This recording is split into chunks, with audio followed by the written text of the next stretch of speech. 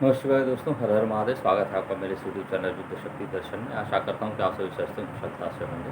दोस्तों, आज जो वीडियो बना रहा हूँ उसका टॉपिक है देवताओं का पलायन।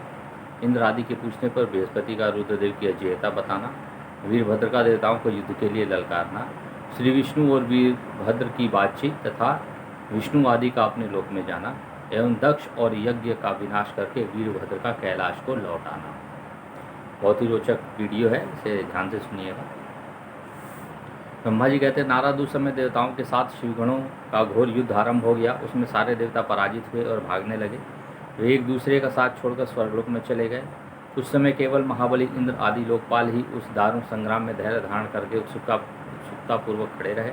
तदंतर इंद्र आदि सब देवता मिलकर समरांगण में बृहस्पति जी को विनीत भाव से नमस्कार करके पूछने लगे। लोकपाल बोले, गुरुदेव बृहस्पति, तात महाप्राज्ञ दयानिधे, शीघ्र बताइए, हम जानना चाहते हैं कि हमारी विजय कैसे होगी।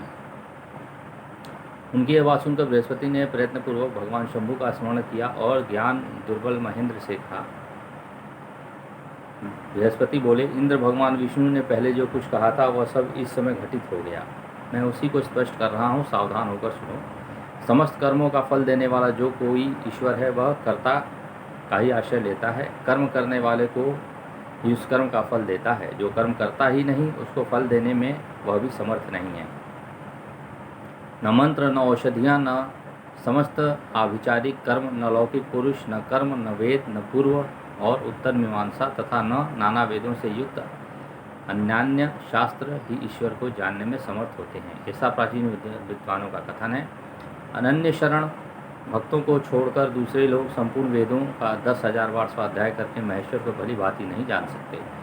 यह महाशुद्धिका का कथन है। अवश्य भगवान शिव के अनुग्रह से ही सर्वथा शांत, निर्विकार एवं उत्तम दृष्टि से सदाशिव के तत्व का साक्षात्कार हो सकता है। सुरेश्वर क्या कर्तव्य है और क्या अकर्तव्य, इसका विवेचन करना अभिष्ट होने पर मैं जो इसमें सिद्धि का उत्तम अंश है उसी का प्रतिपादन करूँगा। तुम अपने हित के लिए उसे ध्यान देकर सुनो। इंद्र, तुम लोकपालों के साथ आज नादान बनकर दक्ष यज्ञ में आ गए।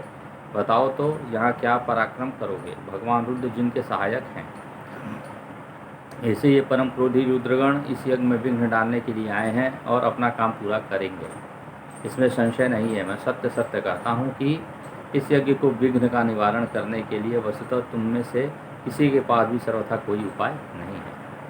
बृहस्पति की यह बात सुनकर वे इंद्र सहित समस्त लोकपाल बड़ी चिंता में पड़ गए। तब महावीर रुद्रगणों से घिरे हुए वीरभद्र ने मन ही मन भगवान शंकर का स्मरण करके इंद्र आदि लोकपालों को डांटा और इसके पश्चात रुद्रगणों के नायक वीरभद्र ने रोष भरकर तुरंत ही संपूर्ण देवताओं को तीखे बाणों से घायल कर दिया। उन बाणों की चोट खाकर इंद्र आदि समस्त सुरेश्वर भागते हुए 10 दिशाओं में चले गए। जब लोकपाल चले गए और देवता भाग खड़े हुए तब वीरभद्र ने अपने गणों के साथ यज्ञशाला के समीप गए। उस समय महाविद्यमान समस्त ऋषि अत्यंत भयभीत हो परमेश्वर श्री हरि की रक्षा से प्रार्थना करने के लिए सहसा नतमस्तक हो शीघ्र बोले, देव देव रमानाथ सर्वेश्वर महाप्रभु, आप दक्ष के यज्ञ की रक्षा कीजिए। आप ही यज्ञ हैं, इसमें संशय नहीं है। यज्ञ आपका कर्म रूप और अंग है। आप यज्ञ के रक्षक हैं, अतः दक्ष यज्ञ की रक्षा कीजिए। आपके सिवा दूसरा कोई इसका रक्षक नहीं है। ब्रह्मा जी कहते हैं, नारद ऋषियों का यह वचन सुनकर मेरे सहित भगवान विष्णु वीरभद्र के साथ युद्ध करने की इच्छा से चले। श्री हरि युद्ध के लिए उद्यत देख शत्रुमर्दन वीरभद्र, जो वीर प्रमदगणों से घिरे थे, कई शब्दों में भगवान विष्णु को डांटने लगे। ब्रह्मा जी कहते हैं, नारद वीरभद्र की यह बात सुनकर बुद्धिमान देवेश्वर विष्णु वहाँ प्रसन्नतापूर्वक हंसते हुए बोले। श्री विष्णु ने कहा, वीरभद्र, आज तुम्हारे सामने मैं जो कुछ कहता हूँ उसे सुनो। मैं भगवान शंकर का सेवक हूँ। तुम मुझे रुद्र देह से विमुख न कहो। दक्ष ज्ञानी है, कर्मकांड में ही इसकी निष्ठा है। उसने मूर्तावश पहले मुझे बारंबार अपने यज्ञ में चलने के लिए प्रार्थना की थी। मैं भक्त के अधीन ठहरा, इसलिए चला आया। भगवान महेश्वर भी भक्त के अधीन रहते हैं। तात दक्ष मेरा भक्त है, इसलिए मुझे यहाँ आना पड़ा। रुद्र के क्रोध से उत्पन्न हुए वीर, तुम रुद्र ते स्वरूप हो, उत्तम प्रताप के आश्रय हो। मेरी प्रतिज्ञा सुनो, मैं तुम्हें आगे बढ़ने से रोकता हूँ और तुम मुझे रोको। परिणाम वही होगा जो होने वाला होगा। मैं पराक्रम करूँगा। ब्रह्मा जी कहते हैं, नारद भगवान विष्णु से ऐसा कहकर महाबाहु वीरभद्र हंसकर बोला, आप मेरे प्रभु के प्रिय भक्त हैं, यह जानकर मुझे बड़ी प्रसन्नता हुई।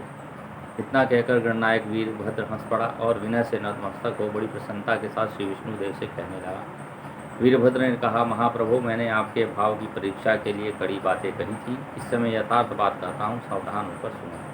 अरे जैसे शिव हैं वैसे आप हैं, जैसे आप हैं वैसे शिव हैं, ऐसा वेद कहते हैं और वेदों का यह कथन शिव की आज्ञा अनुसार ही है। रामानाथ, भगवान शिव की आज्ञा से हम सब लोग उनके सेवक ही हैं। तथापि मैंने जो बात कही है वह इस वाद विवाद के अवसर के अनुरूप ही है। आप मेरी हर बात को आपके प्रति आदर के भाव से ही कही गई समझिए।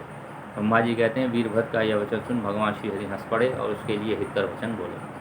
श्री विष्णु ने कहा, महावीर, तुम मेरे लिए निशंक होकर युद्ध करो। तुम्हारे वस्त्रों के शरीर के भर जाने पर ही मैं अपने आश्रम को जाऊंगा। ब्रह्मा जी कहते हैं, ऐसा कहकर भगवान विष्णु चुप हो गए और युद्ध के लिए कमर कसकर डट गए। महाबली वीरभद्र भी अपने गणों के साथ युद्ध के लिए तैयार हो गए। नारद तदंतर भगवान विष्णु और वीरभद्र में घोर युद्ध हुआ। अंत में वीरभद्र ने भगवान विष्णु के चक्र को स्तंभित कर दिया तथा शारंग धनुष के 3 टुकड़े कर डाले। तब मेरे द्वारा महासरस्वती द्वारा बोधित हुई श्री विष्णु ने महान गणनायक वीरभद्र को असह्य तेज से संपन्न जानकर वहां से अंतर्धान होने का विचार दिया। दूसरे देवता भी यही जान गए कि सती के प्रति जो अन्याय हुआ है उसी का यह सब भावी परिणाम है। दूसरों के लिए इस संकट का सामना करना अत्यंत कठिन है। यह जानकर वे सब देवता अपने सेवकों के साथ स्वतंत्र सर्वेश्वर शिव का स्मरण करके अपने अपने लोक को चले गए। मैं भी पुत्र के दुख से पीड़ित हो सत्यलोक में चला आया और अत्यंत दुख से आतुर हो सोचने लगा कि अब मुझे क्या करना चाहिए। मेरे तथा श्री विष्णु के चले जाने पर मुनियों सहित समस्त यज्ञ के आधार रहने वाले देवता शिवगणों द्वारा पराजित होकर भाग गए। उस उपद्रव को देखकर और उस महामुख का विध्वंस निकट जानकर वह यज्ञ भी अत्यंत भयभीत हो मृग का रूप धारण करके वहां से भागा। मृग के रूप में आकाश की ओर भागते देख वीरभद्र ने उसे पकड़ लिया और उसका मस्तक काट डाला। फिर उन्होंने मुनियों और देवताओं के अंग भंग कर दिए, बहुतों को मार डाला। प्रतापी मणिभद्र ने भृगु को उठाकर पटक दिया और उसकी छाती को पैर से दबाकर तत्काल उसकी दाढ़ी मूछ नोच ली। चंड ने बड़े वेग से पूषा के दांत उखाड़ लिए, क्योंकि पूर्व काल में जिस समय महादेव जी के दक्ष के द्वारा गालियाँ दी जा रही थी उस समय वे दांत दिखा दिखा कर हंसे थे। नंदी ने भक्त को रोषपूर्वक पृथ्वी पर दे मारा और उसकी दोनों आंखें निकाल ली, क्योंकि जब दक्ष शिव जी को शाप दे रहे थे उस समय वे आंखें के संकेत से अपना अनुमोदन सूचित कर रहे थे। वहाँ रुद्रगण नायकों ने स्वधा स्वाहा और दक्षिणा देवियों की बड़ी विडंबना दुर्दशा की। वहाँ जो मंत्र तंत्र तथा दूसरे लोग थे उनका भी बहुत तिरस्कार किया। ब्रह्मापुत्र दक्ष भय के मारे अंतर्वेदी के भीतर छिप गए। वीरभद्र उनका पता लगाकर उन्हें बलपूर्वक पकड़ लाए। फिर उन्होंने दोनों गाल पकड़कर उन्होंने उसके मस्तक पर तलवार से आघात किया, परंतु योग के प्रभाव से दक्ष का सिर अभेद्य हो गया था, इसलिए कट नहीं सका। जब वीरभद्र को ज्ञात हुआ कि वह संपूर्ण अस्त्र शस्त्र से इनके मस्तक का भेदन नहीं कर सकता, तब उन्होंने दक्ष की छाती पर पैर रखकर दबाया और दोनों हाथों से गर्दन मरोड़कर तोड़ डाली। फिर शिवद्रोही दुष्ट दक्ष के उस सिर को गणनायक वीरभद्र ने अग्निकुंड में डाल दिया। तदंतर जैसे सूर्य घोर अंधकार राशि का नाश करके उदयाचल पर आरूढ़ होते हैं, उसी प्रकार वीरभद्र दक्ष और उनके यज्ञ का विध्वंस करके कृत्य कार्य हो तुरंत ही वहाँ से उत्तम कैलाश पर्वत को चले गए। वीरभद्र को काम पूरा करके आया देख परमेश्वर शिव मन ही मन बहुत संतुष्ट हुए और उन्होंने उन्हें वीर प्रमथ गणों का अध्यक्ष बना दिया। तो ये दोस्तों वीरभद्र का प्रचंड शक्ति का संचालन था जो उन्होंने युद्ध में किया था देवाली देव भोलेनाथ की आज्ञा से। कितना भयंकर युद्ध हुआ होगा और वीरभद्र कितने शक्तिशाली थे कि श्री विष्णु भी उनके सामने से लुप्त हो गए थे युद्ध करके।